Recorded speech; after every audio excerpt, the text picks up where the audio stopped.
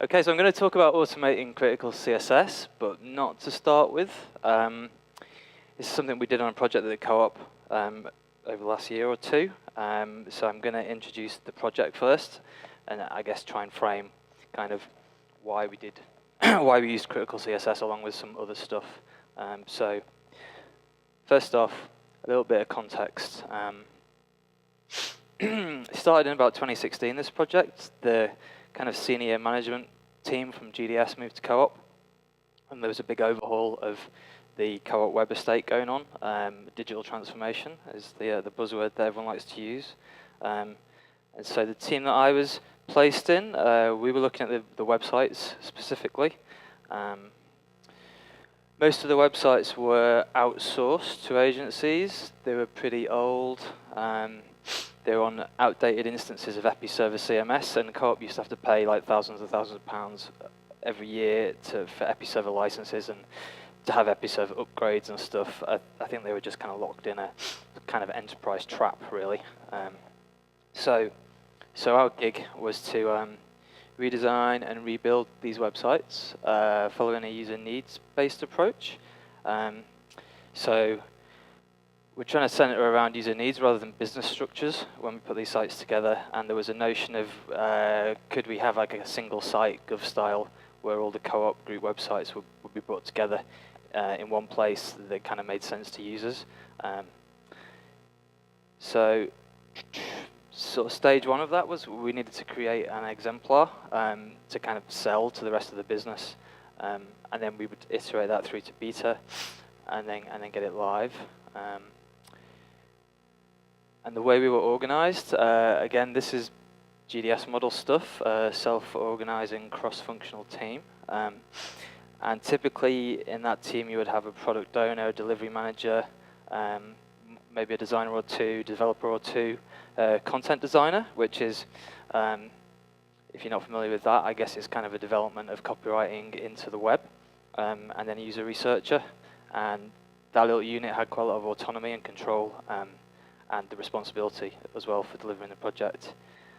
We were free to choose whatever software we wanted to use. We could choose our own methods of working and our own tools. So if we wanted to use Trello instead of Jira or something, that was cool. We could just do whatever we wanted. We were also responsible for discovering the user needs, which would drive the development of the product. And we were responsible for deciding the approaches and the solutions. So you kind of get to do what you like, which is awesome. So one of the things that we were responsible for was the architecture. So we basically had nothing to start with, like not a single line of code. A lot of the team that were at co-op already were using Jekyll to throw together prototypes, so we stuck with Jekyll because people knew how to use it. But over the course of the project, we evolved that into Flask, which is a Python microframework, and then ultimately into Django, because the requirements kind of changed for the project. We experimented with static CMS architecture, which was basically inspired by, there's a New York agency called Carrot Creative, who built a static site generator called Roots, and I read a piece of theirs about how they'd used that in conjunction with a cloud CMS to sort of build a content managed static website, which was an architecture that was new on me, and I thought it was pretty awesome and maybe a good fit for co-op. So that's kind of what we ran with. So we used Contentful as a CMS as a service, which was the one that I think Carrot Creative were using as well. There's not many CMS as a service out there, really. I had to kind of decide which one to use. Contentful's pretty good, so I'd check that out if you're in the market for one of those. Right, what notes am I missing here? We used to use Heroku and Travis in the early days for our deployment pipeline. And then ultimately that evolved into AWS for hosting, and then we use hosted Jenkins instances to deploy. The co-op built up a platforming team and an engineering team, and they kind of came in and shoved a few things our way, which tweaked what we'd started with. So this is the current architecture. Here we've got Django, Postgres, Contentful, GitLab, Jenkins, AWS, Fastly. And on the front end, We got Ginger 2 templates kind of bolted onto our Django application. We got some JavaScript, CSS, and fonts, usual stuff. We took a progressively enhanced approach to all the front-end technologies. So we had a really strong focus on the content, the accessibility, usability. Kind of a SMAX approach to the CSS organization. Modular JavaScript, gulp for tooling, and I guess we just tried to keep everything organized, simple, and not technology-led. We tried to, I guess, keep everything very user needs-led, and then just like throw whatever tech at it we felt was going to work. Here's a little picture of how it all kind of hangs together. I've missed out Fastly, which lives somewhere around here. And in the middle we've got Jenkins though, which I'll talk a little more about because that's where we do some of the critical CSS generation. Acronym on there that I should call out. CDA is the Content Delivery API, which sends content from Contentful into our application.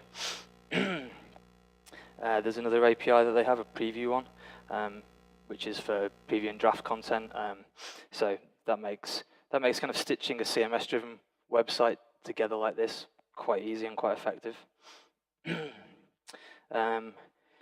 So this combination of tech, I guess, was new. Like we had a really experienced Django dev. Some of us have been doing a front end a few years as well, but this kind of particular suite was new, so it's kind of fun putting that together. Modular content was, I guess, another big theme. We were trying to take a more modular approach to how we dealt with content. So creating a collection of considered modules so that our content designers could put together web pages easily. I think we tried to get away from this mindset of making pages. We make containers for content modules so that they can be reused in different places or indeed on different applications, websites, apps, wherever. It's all in a cloud CMS, so you can kind of squirt it out wherever you need to. So that was interesting, not without its challenges. This separation, Contentful works really well for this because they encourage this mindset as well. It's moving away from a page-centric way of working. Yeah, I just said that. So what this means was that the HTML in any given page could flex quite a lot. We'd have like a header and a footer and a bunch of modules, and whoever's managing that web page might change the modules that are in play, which means that the critical CSS for that page is going to become a bit of a moving target. It's going to be difficult to get that reliably right. Okay, and performance. So performance wasn't like an explicit part of the brief. As Kim was just saying, it's a part of any brief really.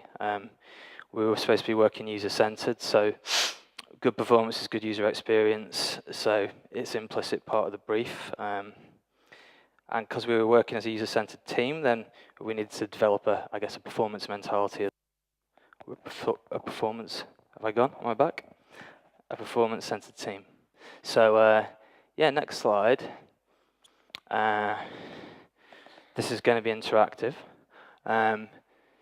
This is a website that went live last July that was outsourced, and the performance isn't great. I'll give you a hint there. This is a web page test video of it loading on a Nexus 5 over a 3G connection. So what I'd like you to do is clap when you think it's going to start rendering. It's quite slow. I'll give you a hint. Fred's not allowed to do it because he knows how long it takes. I'm going to kick it off now.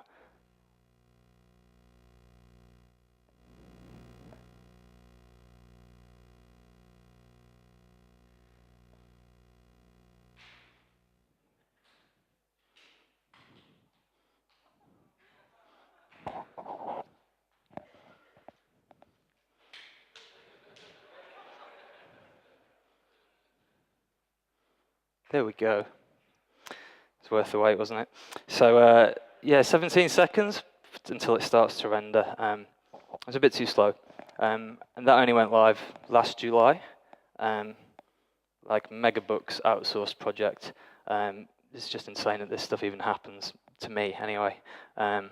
But the stakeholders on these projects are often digital marketing teams within the co-op, and they're not really aware of this kind of stuff because they just look at it on a desktop, on a LAN connection. They've got no idea this is a problem. So they don't put that out as part of the brief, and the agency's perhaps not selling it in as a selling point, and they're just not doing it as an implicit part of the project. So it's a bit of a shame to see this kind of thing, but we're quite keen to avoid this tragedy in our home. So, performance targets. This is a very old tweet from Scott Gell, talking about using web page test to benchmark whether your site would be considered quick enough for Scott and the filament group. And basically he's saying over those kind of conditions, like an average handset over 3G, you want to look for a speed index of under 3,000. And the speed index kind of measures, I guess, looks at a few different performance elements and gives it a score. And if it's less than 3,000, then your site is too slow. So if you've used web page test before, you'll be familiar, I guess, with the speed index. And it can be quite tricky to get it down low, especially over those kind of conditions. But I had this in mind as a bit of a target I wanted to beat. We didn't have a performance budget. Someone mentioned performance budgets earlier on. We were kind of relaxed about that. We just wanted to use as little code as we could within the constraints to meet our user needs. We have things like, there's a library called Ensighten that kind of wraps Google Analytics and a bunch of other stuff together, which is quite heavy, but we just load it on window load, and the whole JavaScript loads asynchronously. So there's kind of ways of dealing with these bloated things in a performant way, and I guess if you're wed to a particular performance budget, those things would be kind of awkward to include, but I guess there's just ways of dealing with that stuff. So techniques that we were using, we were trying to get the application to run quickly, optimize server response time. So we were caching the CMS responses, and we have an AWS load balancer sat in front of the app, and then we have Fastly sat in front of that. So server side, pretty well covered. Front end, we're trying to set the correct expiry headers for all different file types, gzip everything. These are really the usual suspects. I guess everyone should be doing this already. So hopefully this is all old news. Image optimization. Contentful has an awesome images API that you can do all kinds of screwy stuff with, including boring stuff like optimize the file size, which is the one that we did. We do asynchronous loading of assets, so CSS, JavaScript, and fonts all come in async. And we inline the critical CSS using the cookie approach, which I'll talk a little bit more about in a bit. And the goal here is just to try and get a usable page in the very first response from the server without the need for additional network round trips. And so there's this, the first communication between your browser and server.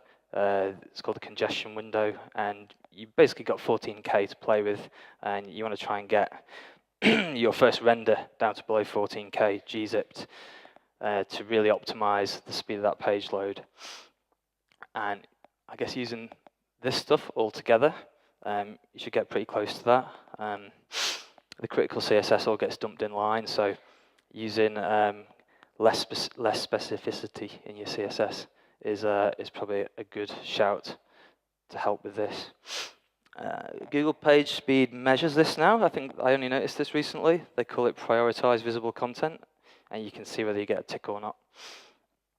And to raise awareness with the internal stakeholders at Co-op, we did a performance show and tell, and we ran not that video, but we ran a different video with a page that loaded in 7 seconds, which I slagged off, and then that one got launched last year, so who listened? For performance testing, we did some application layer testing against the Django app to try and get those responses down as quickly as we could. Use web page test, Google page speed. Again, these are the usual suspects, really. Nothing really earth-shattering here. The sites were being completely overhauled. We weren't just doing a performance piece, so it's quite difficult to attribute success directly to performance. So we don't really have a kind of a great Google Analytics story to tell about like how everything converted better because the whole website was changed. And browser throttling, I guess, is another good way to just see real time how your performance is shaping up. So critical CSS. This was probably the one thing that I hadn't done before out of the whole suite of asynchronous stuff. So we're looking to avoid blocking requests because that can delay the page rendering. And so the way that we achieve that is we load the CSS asynchronously.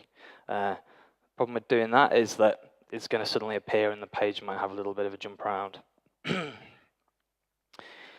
So you deliver the most important CSS in line at the top of the page, so that when that page hits, it looks right and there's not too much jolting around and discomfort for the user. And then you set a cookie once that file has been loaded asynchronously, so that next time the user hits the page, we don't have to have this inline CSS anymore. We can just use a link tag. This is basically the filament group kind of approach to handling this stuff. It's quite easy to implement. And I guess what we're looking at is a mobile-first, connection-friendly approach to page rendering. And so the tooling out there for this, I'd had a bit of a play with filament groups critical library on a different project, and that seemed really great. And that out the box worked with Grunt, and our project was on Gulp. So I looked at critical library by Adi Osmani, and that had some kind of quick start gulp instructions. I'm quite lazy, so we just used that. You could create the critical CSS manually, but it would be quite an arduous task, I would say, and this tooling is not too difficult to set up. We'll take a look in a minute. Yeah, you have to run npm install, obviously, and that can be quite slow, unfortunately. And then just get up a working prototype with it, really. Most of these libraries will come with a sample config out of the box, so we got it in the code base and spun up a little demo just to see if it worked before we figured out like what we really needed to do with it. So I think for that initial test run, I had a local dev server running, and we just pointed at local URL, generated the CSS. It's like, yep, this works, cool.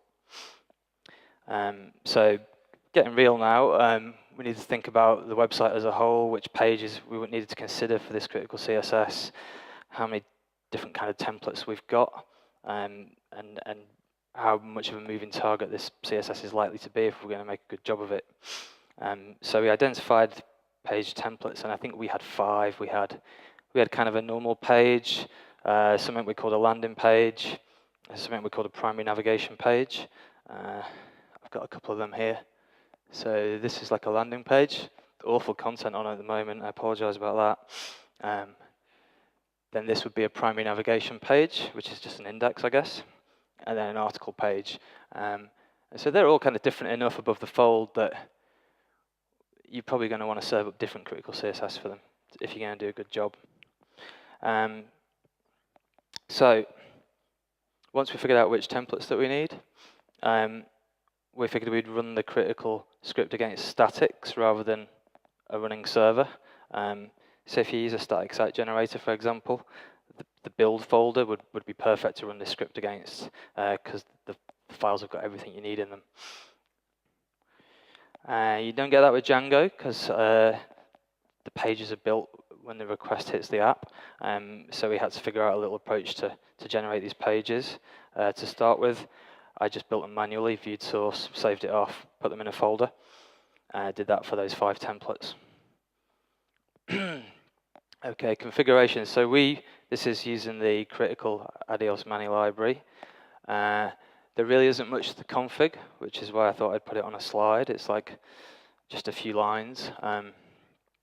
We have the path to the complete CSS file, and the screen height that we landed on was 1263. I can't remember exactly why, but it feels tablety, that. We ignore web fonts because we don't want to introduce that flash of invisible font that's really annoying, that especially iOS Safari seems to do a lot. And then down here we've got the gulp task, what it returns. It runs over those templates and it generates the critical CSS, and it drops them in folders that follow the same naming convention. The naming convention I should mention, I guess, flowed all the way through from the CMS. So what we named our pages, what our content designer named our pages, flowed all the way through to these file names. So there's a real common language throughout the whole build. And this is just what that folder looks like. Some static HTML buried in our kind of asset stack. And the generated CSS files all have the same naming convention. They live somewhere slightly different in the template partials. And now I'm going to show you how we stitch them into the templates. So we've got a little sniff here for the cookie. Because we've already got this CSS cached, we don't want to split a load of inline CSS that we don't really need in. There's a bit of a utility there as well that we're using for testing. It seems to have stayed in. It's quite good fun to play around with that on the speed test tools. So we either get a link tag if we've got the cookie, or if we've not, we're going to include the critical, which is in the next partial. And the way that we do that is quite conveniently, we've got the page type from the CMS request because we named everything based around that. So it's quite easy to include the correct template dynamically. We're using a load CSS function, which is a filament group 1. And then on the callback for the function, we drop this CSS cached cookie in. And we've got some no-script stuff there as well, very responsible. Next step was to figure out how to automate this, because we don't want to be doing this manually all the time. Stuff's going to change. We've got a Jenkins build process going on, looking after the websites. We need to try and build this into that so it looks after itself. And we want to reflect the current content on the CMS, because the modules might change.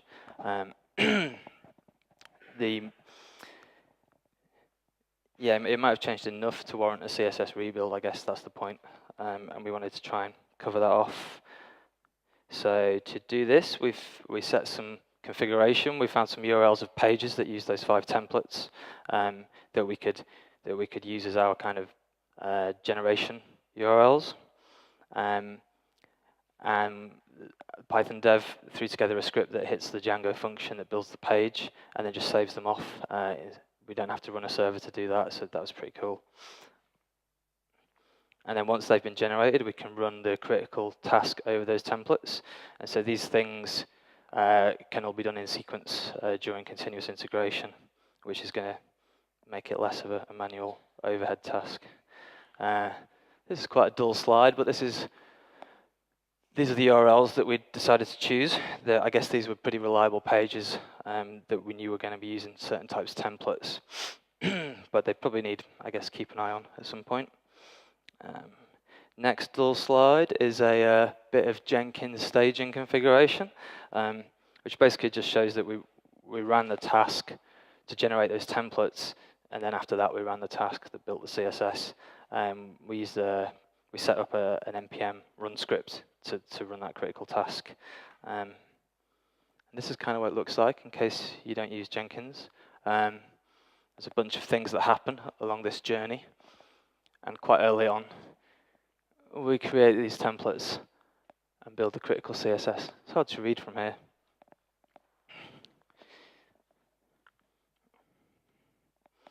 And so to test if it works, easiest way is to just boot up an incognito browser and hit the page and see what happens. If you view source, you should see the inline CSS. If you reload it, then you'll get the link tag and there should be a cookie dropped. So it's quite easy to test it manually. Web page test and page speed insights also tend to show the first load view. And on our websites, we've got one of those cookie nags. So it's quite easy to tell if it's like a genuine first visit. So when we were running those tools, we could be quite confident that this was like a first visit experience that the tools were hitting. So, outcomes. With all that stuff in place, we've got reasonably good scores. They might be a little bit unreadable. What have we got here? 91 out of 100 on optimization. This has all changed recently, by the way, the interface. It looks quite fancy these days. And it includes, right down at the bottom here, a little bit about the round trips to the server, which kind of says whether or not you've hit that 14K target with that initial above the fold load. In our case, yeah, we got away with it somehow. And it's got some median stats and stuff in there as well. But ultimately, not bad, you know, not 100%, but reasonable. Desktop, similar. Images are a bit bigger on desktop. Page speed insights and web page tests frown upon that a little bit. And then the web page test results, again, pretty good. Big red F on there. That's due to an external script, which I'm assured is on a CDN, but web page test doesn't seem to agree. This is the equivalent of the video that we watched earlier on. It's a Nexus 5 Chrome browser with a 3G connection, and we get a start render at 1.7 seconds on this run. So that's like 10 times faster than that site we looked at before, so that was quite pleasing. And the speed index was 2,825, so below that 3,000 that we were aiming for, so win. And this is the same thing, but with Chrome on a desktop over cable. The start render is like 1 second, and the speed index 1,600, so pretty good. Still room for improvement, but we were quite pleased with that. So retrospective on it all, was it worth the effort? Well, the big kind of drop of the ball really was that we build these critical CSS files during deployment, and that's not necessarily when the content changes. When we first launched the 3 websites, they all run off the same engine. We were deploying a couple of times a day, so it would be rebuilt a couple of times a day, and that all kind of worked. But as the project matured, we deployed less. We're probably not covering off all these changes when we need to, so we could use a contentful event webhook, perhaps to trigger a build process. So when someone edits and publishes a page, that could boot up a script that would rebuild these. It might need to be a little bit more clever than that. It might need to inspect the changes and look for flags. Or possibly a scheduled task might be just as good. In reality, these pages, which had all the modular content chunks in them, they haven't really changed very much. So this is possibly already overkill anyway. But that was a learning. I think the main co-op homepage probably changed enough twice in a year, I would say. There's a few more options in that critical config. We went quite lean on them. More refinements might be possible. What we did seemed to work okay. But there's probably more tweaks that can be made.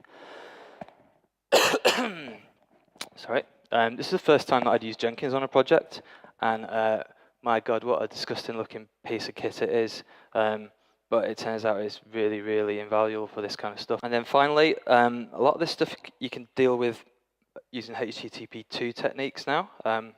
When we started looking at this, we were on Amazon Elastic Load Balancer, I think it was. They didn't support it. So you can do a flavor now where you use some HTTP2 alongside the critical stuff. So your critical stuff will catch non-HTTP2 browsers. So that's probably the modern way to do it. And I think the latest filament guidelines wrap those two things together quite nicely. So that's probably worth a look. Okay, got a bit further reading. So the library that we use, Critical CSS, is the filament one, sorry. And they have a script called Enhance, which is kind of like a performance build boilerplate as well. The critical library that we used on GitHub, Addy has a boilerplate as well, so you can get up and running with that quite quickly and easily. The Responsible Design book by Scott Gell covers a lot of this stuff and more in a bit more detail. So definitely check that out. That must be 2 years old now. And then the latest Smash-In performance checklist was in my inbox a couple of weeks ago, and there's a lot of good stuff in that. So be sure to check that out as well.